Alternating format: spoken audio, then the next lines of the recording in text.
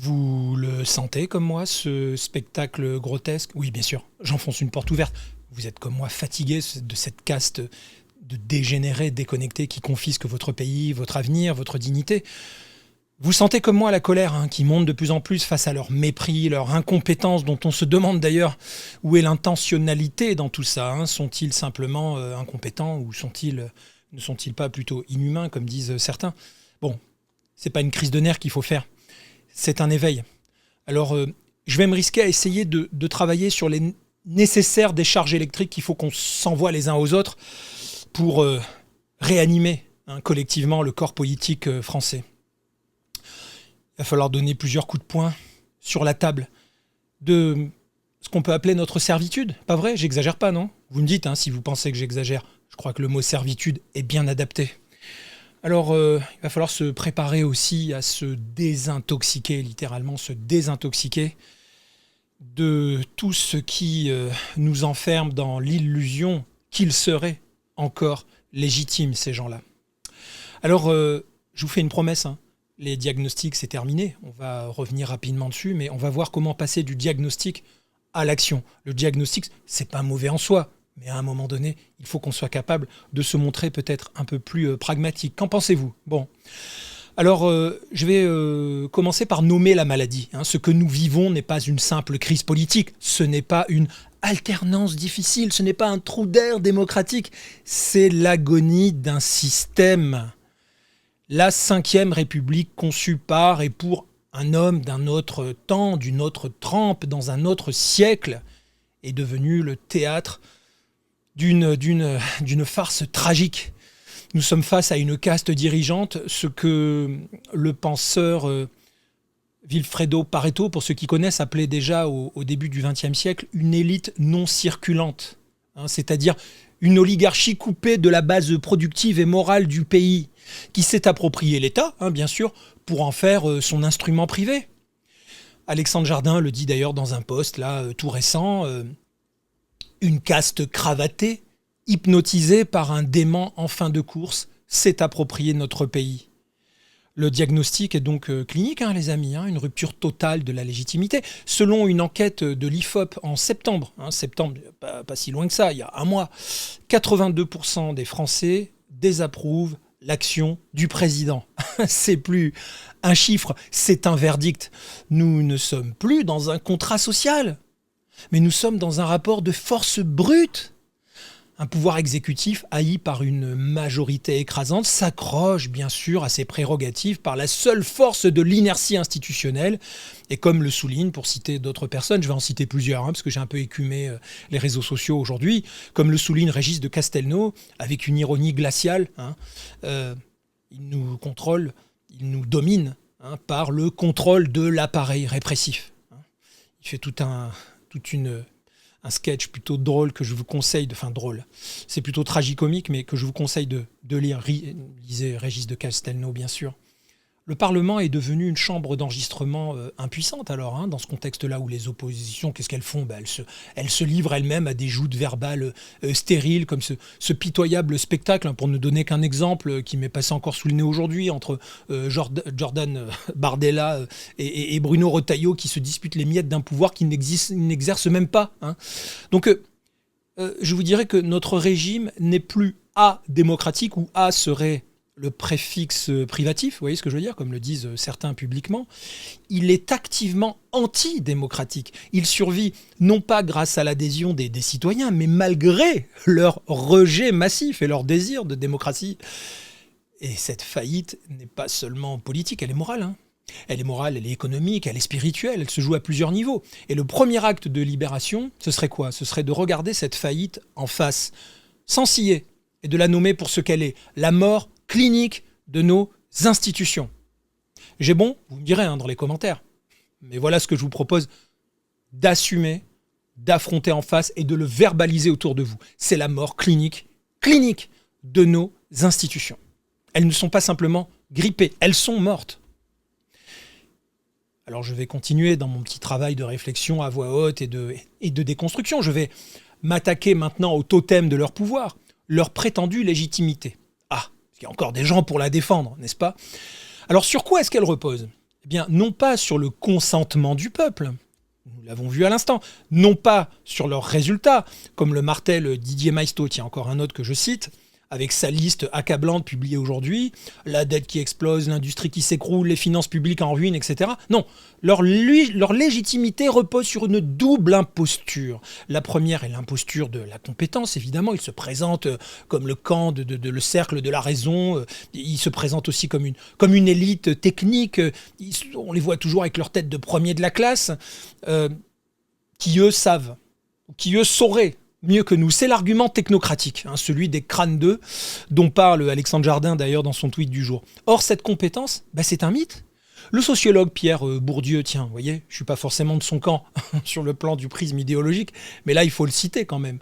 Dans son ouvrage La noblesse d'État, il a démonté cette mécanique de reproduction sociale où les grandes écoles comme l'ENA ou Sciences Po ne sélectionnent pas les plus compétents, non, mais les plus conformes, ceux qui maîtrisent les codes d'un entre-soi. Leur compétence n'est pas une capacité à résoudre les problèmes du pays, les amis, vous le savez bien maintenant, mais c'est une aptitude à naviguer dans les arcanes du pouvoir et à servir les intérêts de leur caste. Voilà, ceux que Castelnau, pour le citer encore, identifie crûment comme étant dictés par les entités supranationales comme BlackRock, et il a tout à fait raison.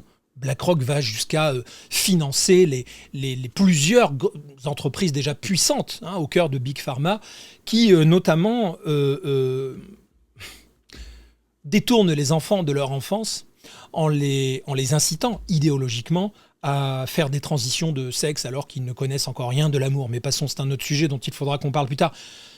La seconde imposture, c'est celle de la légalité. Voilà, on dit alors à défaut d'être légitime, on est dans la plus stricte légalité. Alors ils nous disent nous avons été élus, nous sommes donc légitimes. Donc ils passent de l'égalité à légitime généralement par un petit coup de baguette magique lexicale. Et en fait, c'est ça, c'est cette confusion qui leur sert d'aspérité, de levier pour nous dominer, fabriquer un pseudo-récit. Cette confusion donc entre la légalité formelle et la légitimité substantielle. L'élection dans un système où le choix est verrouillé, où les médias de masse appartiennent à une poignée d'oligarques, dois-je encore le redire, et où toute alternative réelle est diabolisée, n'est plus un acte de souveraineté, mais une simple validation périodique de la cooptation des élites. Là, on est complètement dans la caricature de ce phénomène en ce moment. Il n'a jamais été aussi miraculeusement illustré qu'en ce moment. C'est le moment d'ancrer ça dans notre mémoire collective. Prenez, là encore, je fais exprès de citer des philosophes qui ne sont pas forcément mon prisme idéologique pour montrer qu'on ratisse large en termes de corpus, de construction intellectuelle autour de ces constats. Donc je vais citer le philosophe Cornelius Castoriadis, qui appelait ça un régime d'oligarchie libérale. Il faut rendre à César ce qui est à César. Il fait partie de ceux qui ont installé dans notre psyché collective et dans le camp des intellectuels cette notion d'oligarchie. Mais bon, le régime d'oligarchie libérale, qui est évidemment un terme étrange, une expression étrange, dans laquelle la liberté se résume à choisir quel membre de l'oligarchie va nous administrer. On est en plein dedans, je vous le redis. Leur pouvoir ne repose donc ni sur la compétence, ni sur une véritable, onction populaire. Il repose sur la capture des institutions et la perpétuation d'un système qui les auto-légitime. Mais tout ça, c'est quoi ? Mais c'est un château de cartes. Un château de cartes. Il suffirait de souffler dessus. Bon, on va y revenir. Je continue parce que je voudrais aussi rappeler ce qu'est l'arme principale de ce pouvoir illégitime, la guerre cognitive. Pour ceux qui me connaissent, c'est mon principal sujet. Je pense que ça doit être le principal sujet, étant donné les atteintes récurrentes à notre intégrité psychique. Et ça, c'est une grande nouveauté du siècle. Ne pouvant plus gouverner par l'adhésion, le pouvoir gouverne les esprits. Son but n'est plus de vous convaincre, mais de vous neutraliser, de vous rendre confus, anxieux, divisé, fragmenté, et au final, résigné, de vous noyer dans vos passions tristes. C'est ce que Frédéric Lordon, encore une personne qu'il faut citer aujourd'hui, appelle la fabrication d'un habitus de passivité. Ce que moi, j'appelle en citant d'autres auteurs, notamment du siècle dernier, Martin Seligman, que j'étudie très souvent, ceux qui ont inventé le concept de contre-renforcement, ceux qui ont élaboré, à l'usage des ingénieurs sociaux qui, quelques décennies plus tard, abusent littéralement de ce levier, de cet outil pour nous abrutir. Il a donc forgé cette notion aussi qu'on appelle l'induction de la résignation. Les techniques sont connues, hein. Ce sont celles de l'ingénierie sociale qui a atteint un niveau, grâce aux neurosciences, de plus en plus perfectionné. Bon, je passe là-dessus, je tenais à le poser dans cette première étape qui est un peu le diagnostic avant de vous proposer de passer à l'action. Parce que, premièrement, comment est-ce qu'ils font ? Ils saturent votre espace mental. Excusez, hein, pour ceux qui le savent déjà, je rappelle un peu les fondamentaux. Un flux ininterrompu de crises, de bombardements psychiques, de polémiques futiles, de faits divers anxiogènes qui sont évidemment instrumentalisés pour diffuser ce mal-être dans la population, pour occuper notre cerveau et l'empêcher de se concentrer sur l'essentiel. Hein. C'est la stratégie du chat mort, hein, c'est-à-dire créer une diversion pour qu'on oublie le vrai problème. Vous le savez tous, vous l'avez constaté. Vous voyez bien que là, c'est systématique. Deuxièmement, comment est-ce qu'il procède ? Eh bien, il s'acharne à fragmenter les oppositions, qui d'ailleurs les aident très bien en ce sens. Il suffit d'encourager de façon systémique les fameuses passions tristes, comme nous le voyons avec les pitoyables passes d'armes en ce moment entre le RN et les LR, et les LR entre eux d'ailleurs. Le pouvoir a tout intérêt à ce que ses adversaires se détestent mutuellement, hein, beaucoup plus qu'il ne le déteste lui. En tout cas, il déteste le pouvoir, mais il passe beaucoup de temps à se détester entre eux. Quelle énergie perdue. Alors ils attisent le narcissisme des petites différences, concept freudien dont je parle souvent, qui veut que nous haïssions naturellement plus nos proches, hein, par une sorte de réflexe compulsif, nos proches voisins, hein, que nos lointains ennemis, hein, selon le nécessaire combat vertical que nous devrions mener. Bon, troisièmement, pour rester sur le thème de leur technique d'ingénierie sociale et vous redonner un petit tour d'horizon, la disqualification morale de toute critique. Vous n'êtes pas d'accord, vous êtes un complotiste, vous êtes un extrémiste, vous êtes un haineux, vous êtes un facho. Bon, j'en passe et des meilleurs. Vous le savez, vous avez l'habitude, vous êtes comme moi, vous le prenez dans la figure tous les jours. On n'attaque donc pas vos arguments, on attaque votre personne, on vous pathologise, on vous psychiatrise. C'est une technique de guerre psychologique qui vise à vous isoler et à vous faire douter de votre propre santé mentale au bout d'un moment. Enfin, et puis, je terminerai là-dessus, sur ce segment, c'est le plus pervers, hein. C'est l'injonction paradoxale permanente qui crée la dissonance cognitive épuisante que vous ressentez en permanence quelque part au fin fond de votre subconscient quand vous ne le verbalisez pas. On vous dit qu'il faut sauver la planète, mais on signe des traités de libre-échange climaticides, par exemple. Hein. On vous parle de souveraineté et on transfère nos compétences à Bruxelles. Cette guerre n'est pas menée avec des tanks, elle est menée avec des mots vidés de leur substance, elle est menée avec des images, elle est menée avec des algorithmes, et son objectif est de produire ce que le psychologue Martin Seligman, tiens, je vais encore le citer, appelle là en effet l'impuissance acquise, la conviction profonde que quoi que vous fassiez, vous ne pouvez rien changer. C'est la prison mentale, je suis désolé de le dire, la plus efficace qui soit, parce qu'elle marche, peut-être pas sur toi, là, pris individuellement, mais collectivement, ça marche. Alors maintenant, avançons dans les choses sérieuses. Je vais maintenant attaquer la racine même du problème institutionnel, le système dit représentatif. Alors l'idée était belle au XVIIIe siècle, mais elle est aujourd'hui devenue une fiction, un piège, une vue de l'esprit au mieux. Nous ne sommes plus représentés, nous sommes dépossédés. Jean-Jacques Rousseau, le philosophe lui-même, l'avait déjà compris dans le contrat social. Il n'est pas parfait, Rousseau, mais il a quand même dit des choses, il a pressenti. Il a dit, et je le cite, « La souveraineté ne peut être représentée. Le peuple... » donc il a dit « La souveraineté ne peut être représentée. » Vraiment, bon, c'est la phrase de base. Mais il développe et il dit « Le peuple anglais pense être libre, il se trompe fort, il ne l'est que durant l'élection des membres du Parlement. Sitôt qu'ils sont élus, il est esclave, il n'est rien. » Vous vous rendez compte ? On le sait depuis longtemps, cette prophétie est notre réalité. Une fois élus, les représentants n'ont de compte à rendre à personne, sinon à la discipline de leur parti et au lobby, qui finance évidemment leur campagne, parce que tout ce beau monde est très carriériste et très facilement corruptible. Le système des partis politiques est devenu donc le principal obstacle à la volonté populaire. Ce sont des machines bureaucratiques dont le premier objectif est leur propre survie. Vous le voyez bien là aussi en ce moment, la distribution des postes, la distribution des prébendes. Voyez la réaction d'ailleurs de Marine Le Pen. Face à un budget désastreux, la seule solution proposée, c'est de retourner aux urnes. Oui, je la comprends. Enfin, qu'est-ce qu'elle veut dire par là? Et elle ne le fait certainement peut-être pas méchamment, mais elle nous propose de rejouer la même partie avec les mêmes joueurs en espérant un résultat différent.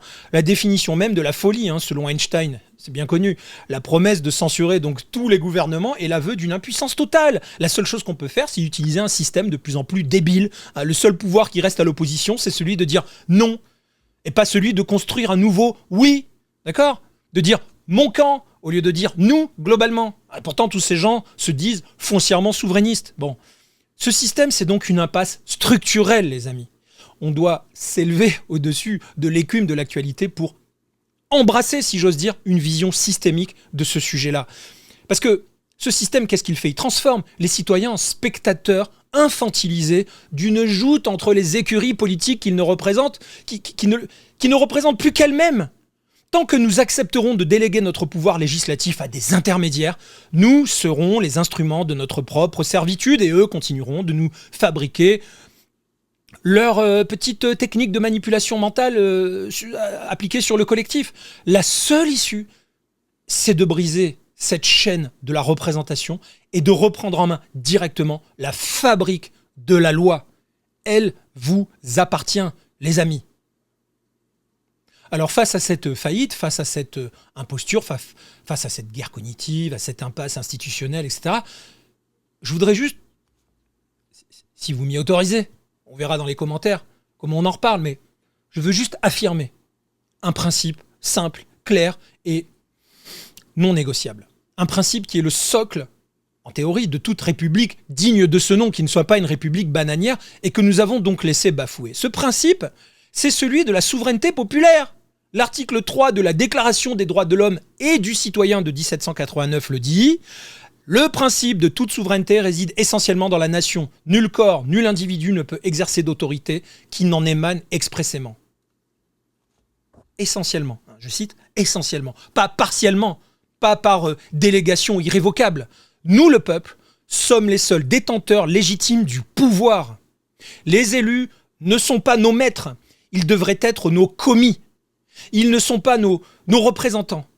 Ils devraient être nos mandataires, facilement révocables. C'est une inversion totale de la perspective. Le pouvoir ne descend plus du sommet, ne doit pas descendre du sommet de l'État vers le peuple, pardon. Il doit monter du peuple vers les institutions qui ne sont là que pour le servir. C'est l'essence même d'un concept sur lequel je vais beaucoup revenir, qui tient en deux mots, qui s'appelle la subsidiarité ascendante. C'est un concept puissant que la philosophe Simone Veil appelait de ses voeux pour réenraciner une société déconnectée, déjà au siècle dernier. Affirmer ce principe, ce n'est pas une posture, c'est un acte de guerre contre l'oligarchie qui elle-même, je vous le rappelle, nous livre une guerre permanente. La riposte est donc plus que légitime. Et à propos de légitimité, notre but collectif devrait être de retirer sa légitimité autoproclamée à ce pouvoir déconnecté. C'est pour faire quoi? Mais pour déclarer que son autorité, son actuelle autorité, n'est qu'une usurpation. C'est nous réautoriser nous-mêmes à penser et à agir en tant que souverains, une bonne fois pour toutes. Chaque fois que nous nous sentons impuissants, nous devons nous rappeler cette vérité fondamentale. C'est notre pays, c'est notre avenir, celui de nos enfants. C'est nous qui sommes les législateurs en dernier ressort. Cet acte mental de réappropriation, chers amis, c'est la condition préalable de toute action future. C'est la cause des causes sur laquelle nous devons travailler. C'est le moment où l'esclave, dans sa tête, se redresse et se rappelle qu'il est, par droit de naissance, un citoyen libre. C'est le début de la fin de leur règne.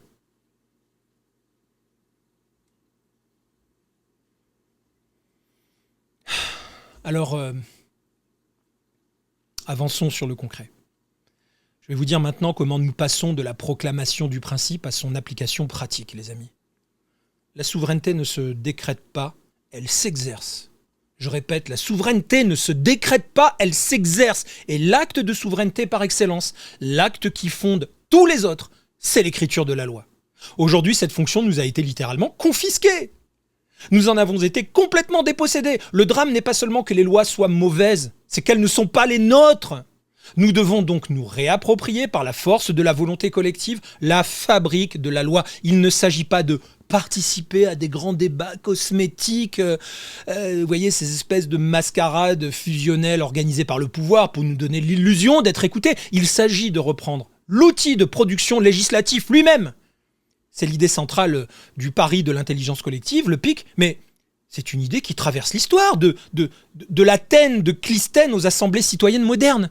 La proposition est radicale et simple. Nous, citoyens réunis en assemblée locale, sur des plateformes numériques souveraines s'il le faut, utilisons la technologie quand elle marche, devons consommer notre liberté. Nous devons commencer à écrire les grandes lois cadres qui régiront notre avenir. Nous, pas eux.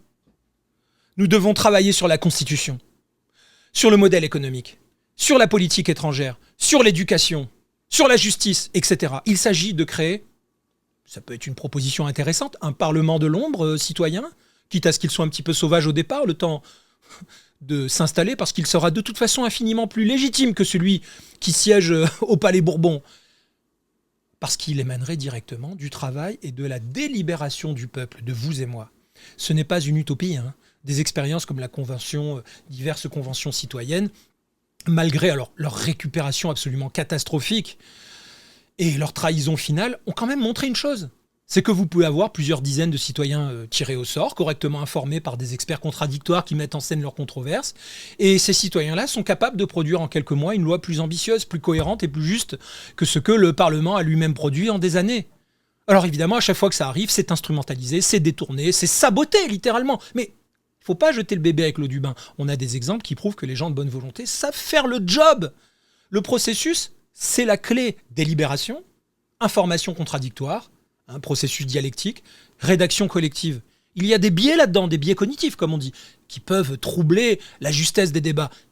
Il y a des scientifiques, des spécialistes des sciences humaines qui se disputent, mais non pas depuis 10 ans ou même des décennies, mais depuis des générations, peut-être même depuis des siècles. Et surtout, depuis le siècle dernier, ces notions-là se sont en quelque sorte professionnalisées, ont gagné en précision. Donc des spécialistes, disais-je, qui ont élaboré des méthodes. Et ces méthodes sont éminemment discursives, c'est-à-dire qu'il faut les faire progresser, il faut les affiner. Nous serions au départ, si nous nous emparions, comme des enfants qui titubons, tombons, apprendront à nous relever, etc., mais qui ne tentent rien à rien. Nous devons donc multiplier ces ateliers constituants dont parle Étienne Chouard et qu'il commet lui-même à toutes les échelles du territoire. Ça, c'est un premier point. Vous me suivez ? Bon, il va falloir un peu se mettre au boulot. Je voudrais maintenant pulvériser l'ultime rempart de l'oligarchie, l'argument qui justifie toutes leurs usurpations, le mythe de l'incompétence du peuple. Vous voyez, dans le droit fil de ce que je viens de dire, je suis un peu obligé d'en parler. Les gens sont trop émotifs, trop ignorants, trop inconstants pour décider de sujets complexes, nous susurrent-ils à l'oreille en permanence et dans le récit médiatique sans forcément toujours le dire, mais c'est le sous-jacent.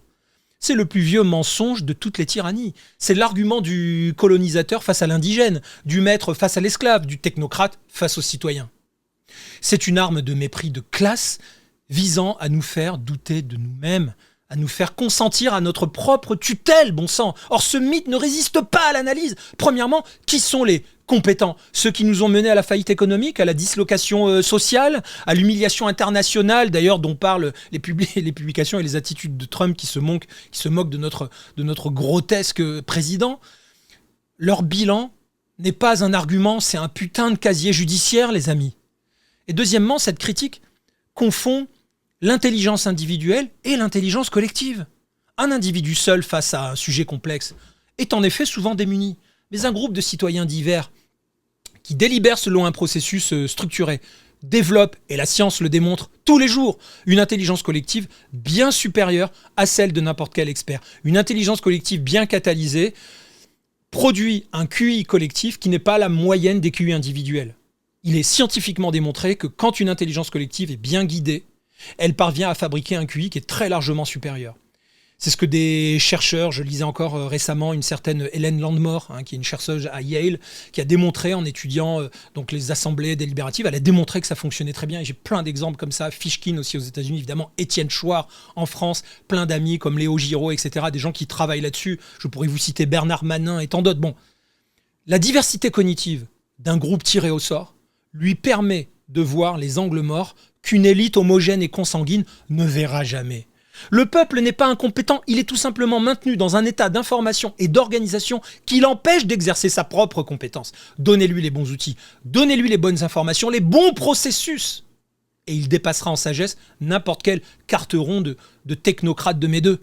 Pour reprendre d'ailleurs les mots de Jardin, qui n'a pas dit Médeux, mais qui a dit le carteron de technocrate, je retiens cette expression. Notre projet n'est donc pas de prétendre que chaque citoyen serait un expert en tout, mais de créer les conditions pour que l'intelligence collective du peuple puisse enfin s'exprimer. Les amis, c'est une expertise. Bon, ça tombe bien, c'est pas une expertise complexe à acquérir, mais c'est une expertise. L'intelligence collective peut en effet être favorisée, catalysée. Elle peut être même sublimée. Je voudrais préciser maintenant le rôle de ceux qui demain exerceront des responsabilités dans ce nouveau système parce qu'il peut émerger. Et il en faudra. Une démocratie directe, c'est pas une démocratie sans aucune forme de délégation. C'est pas le rejet absolu de tout ce qui ressemble de près ou de loin à certaines formes de leadership. C'est simplement que la nature de cette délégation change radicalement. On va plus élire des représentants qui reçoivent un chèque en blanc pour 5 ans. Nous devons désigner des mandataires, mais un mot est crucial. Un mandataire est une personne qui reçoit un mandat précis. On écrit, nous, le business plan, et on va les recruter, comme le fait d'ailleurs n'importe quelle organisation. Et on lui donne une mission claire, une mission qu'on appelle souvent mandat impératif. Une mission qui est définie par le souverain, c'est-à-dire par nous. Leur rôle n'est plus de décider à notre place, mais d'exécuter la volonté populaire. On ne pourra pas se parler de on ne pourra pas se passer de ceux qui mettent en œuvre notre volonté. Ils ne seront là que pour faciliter la mise en œuvre des lois que nous aurons écrites, et ils ne seront plus des maîtres, mais des serviteurs. Pourquoi ? Parce que le principal des garde-fous, c'est qu'ils seront facilement révocables. Des chefs de projet, en fait, des chefs de projet comme on les recrute dans n'importe quelle entreprise, au service du peuple législateur. Vous me suivez, ça n'a plus rien à voir. L'initiative des lois n'est pas la leur. Subsidiarité ascendante. On inverse le processus. Leur compétence n'est plus l'art de la communication, de l'intrigue politicienne et les petits accords en loose dé, mais l'efficacité, la loyauté au mandat et la capacité à rendre des comptes. T'atteins pas tes résultats dans une organisation, tu dégages. J'ai tort ? Pourquoi est-ce qu'eux seraient toujours intouchables ? Pourquoi quand ils font une semaine de mandat, ils repartent avec des chèques juste hallucinants qu'aucun d'entre nous ne peut obtenir quand ils travaillent, et certainement pas en quittant un poste au bout d'une semaine ou même d'un mois.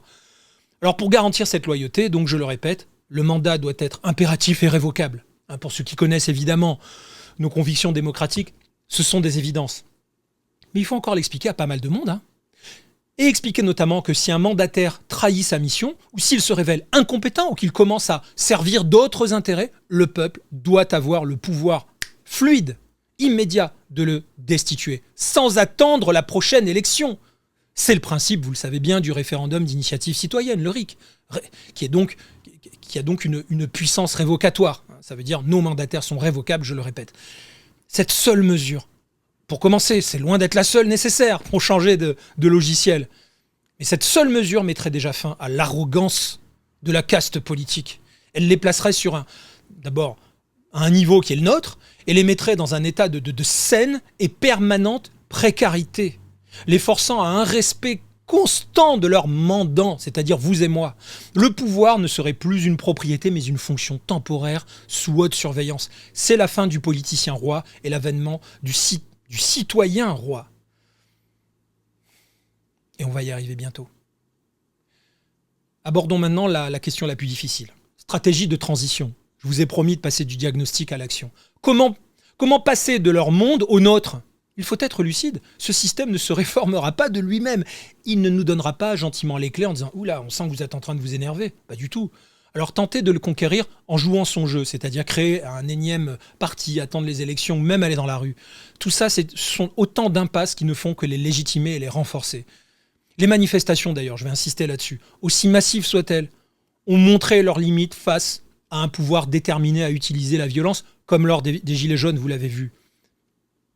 Je citais des blogueurs que je lisais aujourd'hui. Regardez l'appel de Didier Maistre à la grève de l'impôt. Bon, c'est une tactique intéressante, une forme de guerre asymétrique. Oui, j'aime bien, mais elle doit s'inscrire dans une stratégie plus large que j'appelle, en ce qui me concerne, la sécession intérieure. La sécession intérieure. Il ne s'agit pas de prendre les armes, mais de retirer notre consentement et notre énergie au système et de les réinvestir dans la construction de nos propres institutions.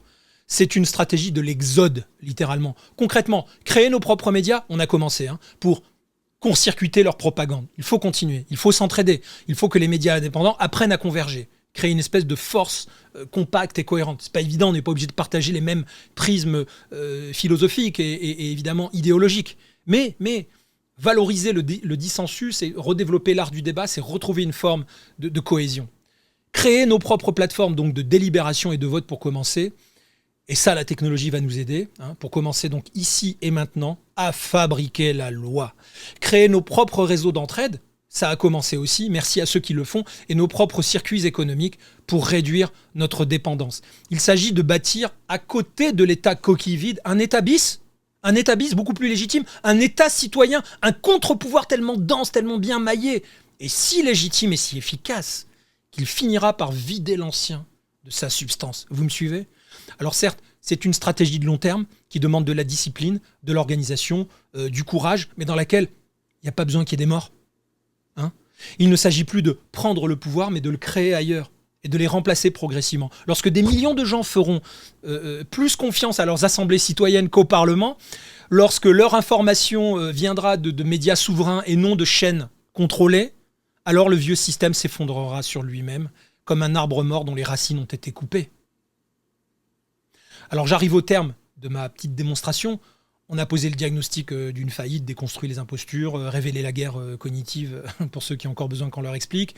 On a compris l'impasse, on a réaffirmé notre souveraineté, on a défini notre méthode, on a réfuté les mensonges, on a redéfini le pouvoir, on a esquissé notre stratégie. La question finale, et la plus simple, et la plus terrible, et maintenant ? Et maintenant, que faisons-nous ? La tentation du désespoir est immense pour beaucoup, qui sont d'ailleurs poussés au nihilisme, et ça fait probablement partie des objectifs de ces ingénieries sociales que de pousser les gens à se dépolitiser, se désengager, dire j'en ai marre, je m'occupe de moi, de ma famille, je me replie dans l'intimité. Et c'est vrai, la fatigue, la colère face à tant de mépris peuvent nous paralyser, nous exaspérer au point on a juste envie de tourner la page. Mais je vous le dis, c'est exactement ce qu'ils attendent. L'ultime victoire de cette oligarchie serait notre silence, notre résignation, nous l'avons dit. Alors notre devoir, notre seul devoir historique, c'est de faire exactement le contraire. L'appel que je me permets de lancer aujourd'hui, c'est pas un appel à la violence. C'est un appel à la construction. C'est un appel à l'insurrection des consciences. Le premier acte de cette révolution est de refuser le rôle qu'ils nous ont assigné. Refuser d'être les spectateurs de notre propre déclin. Refuser d'être les commentateurs impuissants de leurs frasques. Nous devons devenir, chacun à notre échelle, l'incarnation de l'alternative que nous portons. Ça commence par s'informer hors de leurs canaux, par débattre avec nos proches, par rejoindre ou créer des collectifs locaux. Je ne parle pas que du PIC. Créez vos propres mouvements, on convergera le moment venu. Et ça sera forcément le bon moment. Je vous le garantis, ne perdez pas votre optimisme. Et puis ça continue en participant à des projets, en effet. Bon, là, je vais en parler. Le pari de l'intelligence collective, c'est pas un parti. C'est une personne morale qui va disrupter, vous allez voir, par une méta-candidature plurielle. Je vous expliquerai ça dans une prochaine vidéo. Pendant la présidentielle, nous allons proposer des gens qui ne veulent pas être élus, mais qui se poseront en garant d'une phase de transition démocratique, pendant laquelle, si ça doit prendre 12 mois, 18 mois, 24 mois, on le fera, on vous le proposera. Ces candidats constitutionnels, une fois élus, proposeraient une démocratie référendaire accélérée, intense, pour que vous puissiez décider de tout, que ce soit sortir de l'Europe, retrouver votre monnaie, rebâtir votre souveraineté. On y reviendra, promis. Notre manifeste est en train de sortir cette semaine. Je m'assure juste que les cofondateurs soient tous bien d'accord sur le message, c'est tout à fait normal. Je suis à leur service, je ne fais pas partie de ceux qui prétendent à un quelconque trône. Aucun d'entre eux d'ailleurs. Nous ne sommes qu'un collectif là pour assurer une transition démocratique. C'est le mouvement par excellence qui parle de la racine, qui part d'en bas. Alors le message est simple.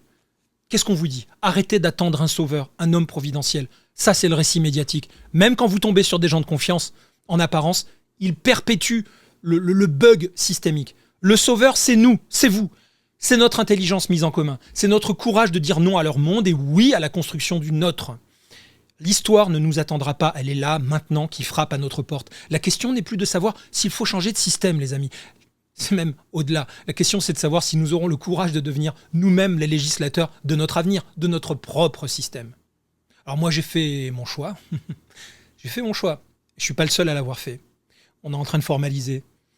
Quand dans les réseaux sociaux, il y a des gens qui viennent nous dire « Et alors, qu'est-ce que tu proposes ?» Oui, on bosse. On est obligé de bosser un peu discrètement au départ, parce qu'on est menacé, parce qu'on est infiltré, parce qu'on se fait insulter, parce qu'on se fait troller, parce que nous sommes nous aussi, nous faisons nous aussi l'objet de différentes ingénieries sociales. Mais on ne flanche pas. Et ce qu'on a fabriqué en priorité, c'est notre résilience collective. Alors, je vais bientôt vous poser la question. On est quelques-uns à avoir fait ce choix, et vous, lequel allez-vous faire ? Ne me répondez pas tout de suite. On va venir avec d'autres éléments de réflexion. Merci de m'avoir suivi. Ne lâchez rien. N'écoutez plus les diagnosticiens.